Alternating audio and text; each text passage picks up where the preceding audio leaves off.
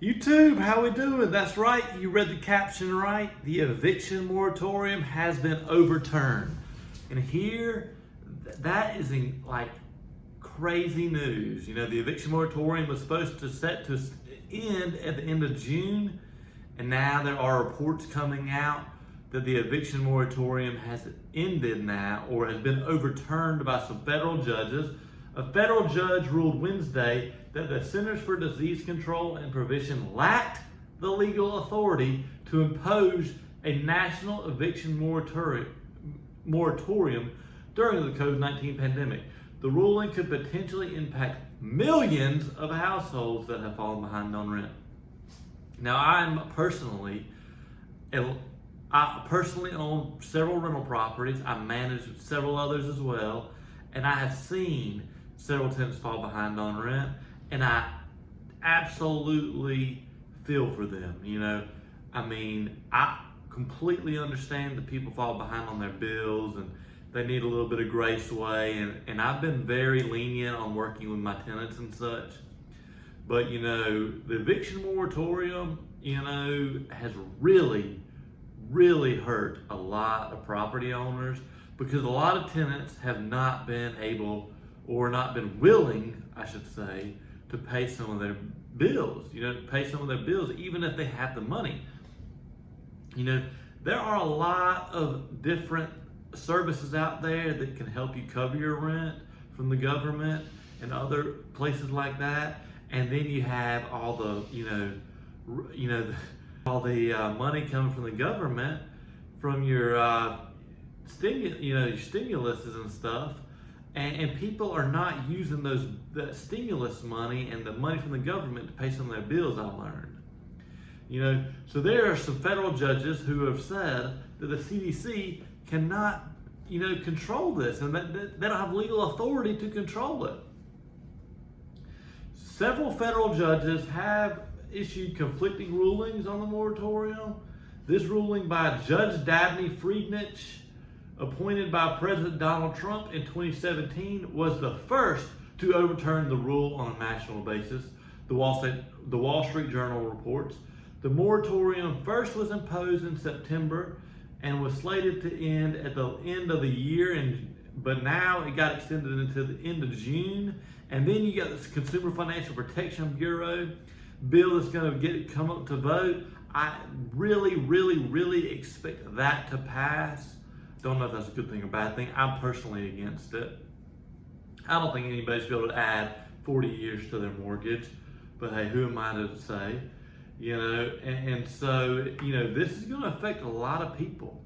You know, it is unclear as so far if the Biden administration will appeal the judge's ruling, which could lead to the ruling being overturned and potentially keep the moratorium going and in place. The White House Press Secretary Jen Psaki told reporters on Wednesday that the Justice Department would likely issue a statement by the end of the day. I personally don't know that that's been done yet. And the moratorium, even if the moratorium is overturned, renters in some jurisdictions will still be protected by additional state and local eviction moratoriums. But these state and local eviction moratoriums, they don't apply nationwide.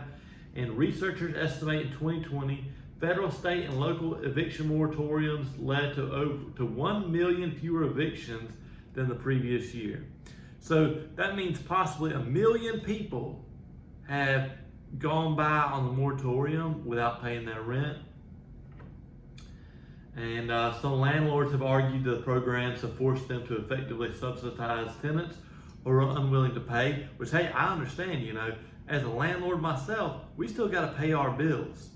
So if a tenant's not paying our rent, how are we supposed to be able to pay our mortgages or repairs? We still got to do repairs, and so it is absolutely incredible. And the Biden administration is in the process of rolling out a $50 billion rental aid. This is in addition to what they've already done to help tenants who've fallen behind, which some of that money I've found out does not go towards them paying off their landlords. And The eviction moratorium does not exempt tenants from the obligation to pay rent. Obviously, your rent's still due, your late fees are still in effect, so that the moratorium hasn't changed any of that. You know, against some people's opinions, those things are still in place, just like your mortgages are. And whenever the ban expires, more than 10 million households are behind on payments. The Washington Post reported last month, citing the data from Moody's.